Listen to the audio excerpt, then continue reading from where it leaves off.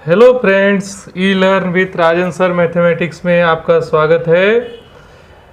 हमारे चैनल पे UP TET, REET, C TET और भी जितनी बहुत सारी कंपटीशन एग्ज़ाम होती है उन सभी के मैथमेटिक्स के सवालों के तैयारियां कराई जाती है।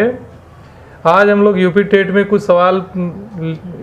कुछ सवाल लिए हैं जो यूपी टेट की एग्ज़ाम में पूछे गए थे, और इस तरह के जो सवाल हैं वो बार बार एग्ज़ाम में पूछे जाते हैं, तो उन सवालों को लेकर के एक छोटा सा वीडियो बना रहे हैं।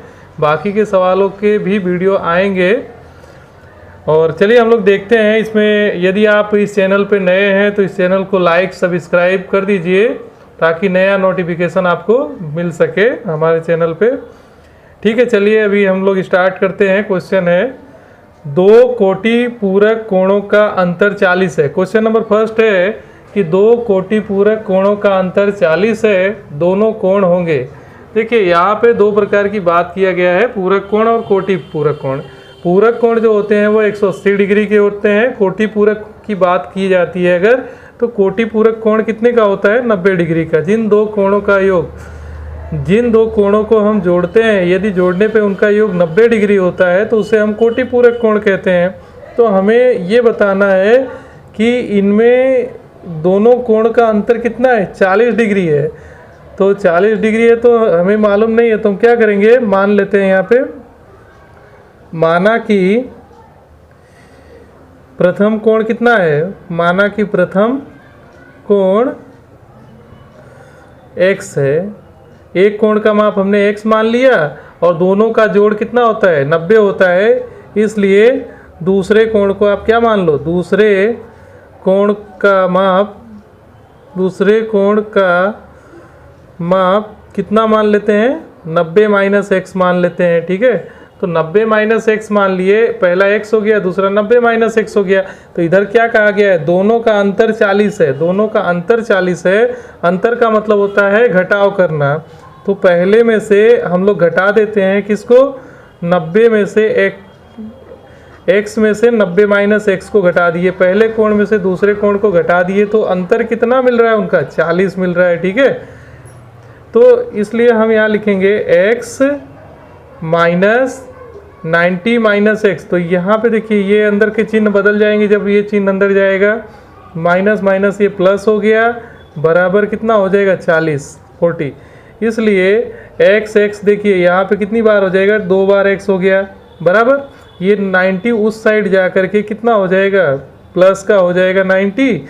इसलिए ये 2x इक्वल टू 90 प्लस 40 कितना हो गया? 130 हो जाएगा। ठीक है, फिर इसको हम क्या करेंगे? 2 से काट देते हैं। 2 छंग 12, 2 पचे 10। तो x की वैल्यू कितनी मिली हमें? 65। अर्थात 65 क्या है? पहले कोण का माप कितना मिला हमें? 65 डिग्री मिल गया। दूसरे कोण का माप निकालना है, तो दूसरा कोण को हमने क्या माना है? दूसरा कोण हमने ये माना है, दूसरा कोण कितना है? 90 माइनस एक्स है। इसलिए हम इसमें क्या लिखेंगे? 90 माइनस x की जगह पे 65। इसलिए 10 में से 5 गया 5, 8 में से 6 गया 2। तो वह दोनों कोण कौन कौन से हो गए? तो 65 और 25। 65 और 25 ये दोनों कोण के माप हो गए। ओके, तो ये वाला ऑप्शन इसमें क्या है? राइट है। क्वेश्चन नंबर 2 है, सबसे छोटी अभाज्य संख्या। यूपी टेट में, सी टेट में ये क्वेश्चन, रीट में कई बार रिपीट हो चुका है कि अभाज्य संख्या, सबसे छोटी अभाज्य संख्या क्या है? तो सबसे छोटी, देखिए अभाज्य संख्याएं क्या क्या होती है। तो अभाज्य संख्या का मतलब होता है कि ऐसी संख्या जिसमें हम किसी दूसरी संख्या से भाग नहीं दे सकते हैं। उस संख्या में वह या तो खुद से कटती है या तो 1 से कटती है। जो संख्या खुद से कट रही हो और 1 से कट रही हो, ऐसी संख्या को अभाज्य संख्या या प्राइम नंबर कहा जाता है। ठीक है दोस्तों, तो हम लोग देखते हैं कि ऐसी कौन सी संख्या होती है। तो हम आपसे पूछे तो आप सबसे पहले बोलोगे 3 होता है। तो 3 के पहले देखो, यदि 2 में भी हम देखें तो 2 में 2 के अलावा कोई संख्या से भाग दे सकते हैं। तो 2 केवल देखिए यहाँ 2 से कटता है और 1 से कटता है। उसी प्रकार 3 खुद से कटेगा और 1 से कटेगा। 5 खुद से कटेगा, 1 से कटेगा, 7 खुद से कटेगा, 1 से कटेगा, 11 खुद से कटेगा, 1 से कटेगा। ऐसी अनंत संख्याएं होती है, लेकिन उनमें से सबसे छोटी जो संख्या होती है वह है 2। इसलिए इसका आंसर क्या होना चाहिए? 2। ठीक है, नेक्स्ट क्वेश्चन की तरफ हम लोग जाते हैं।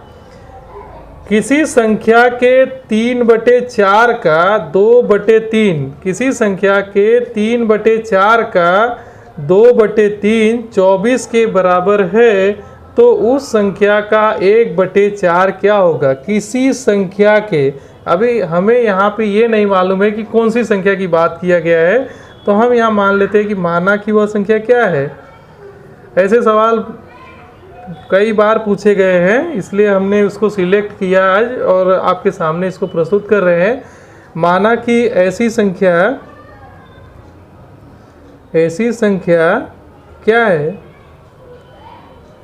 x है। ठीक है, ऐसी संख्या x है। तो यहाँ पे क्या बोला गया? x के 3/4 का, x के 3/4 का 2/3, संख्या के 3/4 का 2/3 किसके बराबर है? 24 के बराबर है। ठीक है, तो 24 के बराबर है, तो हमने इस प्रकार से इसको सेट कर दिया। देखिए 3 से 3 कैंसल आउट हो गया, 2 दूनी कितना हो गया? 4 हो गया। यहाँ से ये तिरछा एक गुणा हो जाएगा, तिर्यक गुणा, तो x बराबर देखो कितना मिलेगा? 24 × 2, तो आपको x की वैल्यू कितनी मिल जाएगी? 48।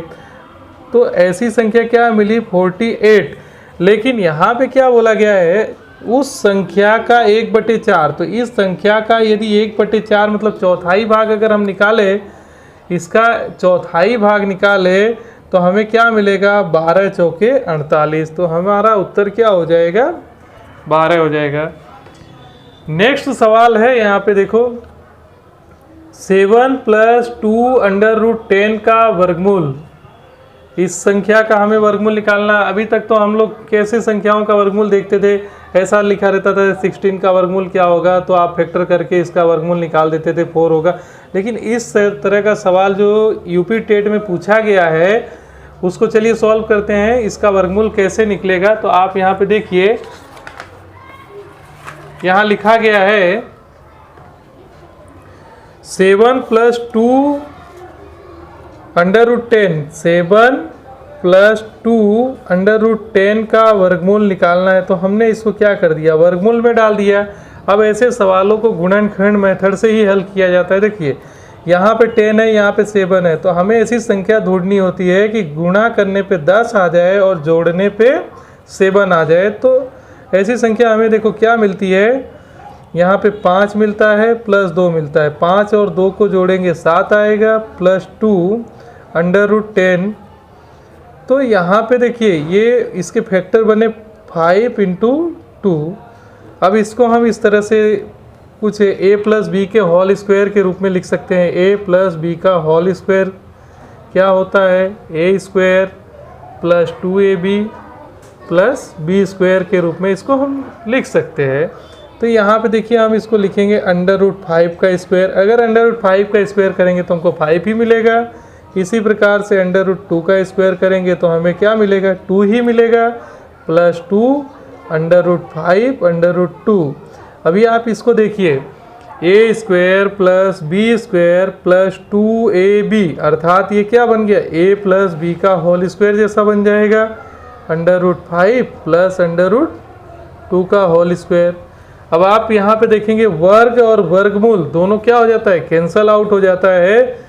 तो कैंसल आउट हो जाएगा तो यहाँ पे √5 + √2 बचेगा। यही आपका क्या हो गया? वर्गमूल हो गया, यही आंसर हो गया। तो देखिए इसमें है क्या ये उत्तर? तो हम देख रहे हैं सी वाले ऑप्शन में इसका आंसर दिया है। नेक्स्ट क्वेश्चन देखते हैं। लिखा है किसी संख्या के 60% का, किसी संख्या के 60% का 3/5वां भाग 36 है। किसी संख्या के 60% का, तो ऐसी संख्या कौन सी मान लेते हैं? माना कि वो संख्या क्या है? x है। उसका 60% मतलब 60/100, का 3/5 का शब्द आए तो होता है उसका मतलब मल्टीप्लाई अर्थात गुणा, भाग कितना है 36 है। ओके,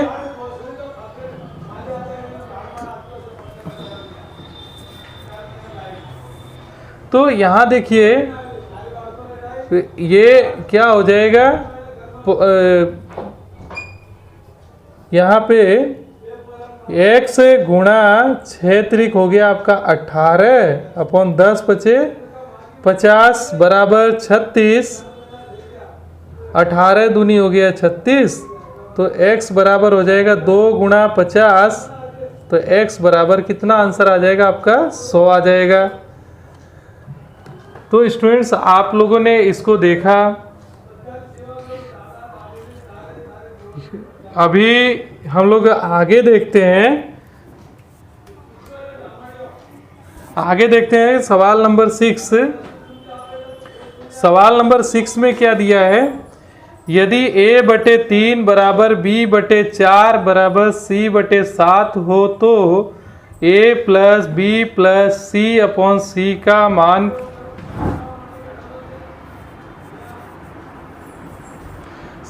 मान ज्ञात करना है। ठीक है,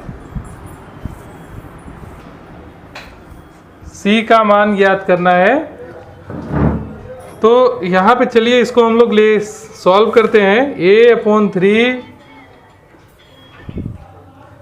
b/4 बराबर c/7, a + b + c बटे में c का मान ज्ञात करना है। तो यहाँ पे हम लोग लिखते हैं a/3 बराबर b/4 c/7, ये मान दिया गया है। हम इसको क्या मान लेंगे, इसके बराबर क्या मानेंगे, k मान लेते हैं, k। इसलिए a बराबर आपका कितना हो जाएगा 3k हो जाएगा, b बराबर 4k हो जाएगा और c बराबर आपका कितना हो जाएगा 7k हो जाएगा। तो दोस्तों a b c की वैल्यू हमने k के फॉर्म में निकाल लिया। अब हमें क्या निकालना था, a + b + c/c। तो यहाँ लिखेंगे a + b + c/c। तो आप यहाँ पे लिखेंगे 3k + 4k + 7k अपॉन में यहाँ पे 7k। ऊपर का देखते हैं, संख्याओं का जोड़ करते हैं तो 14k अपॉन नीचे 7k, तो 2 बार में कट जाता है, तो इसका आंसर कितना आता है 2 आता है।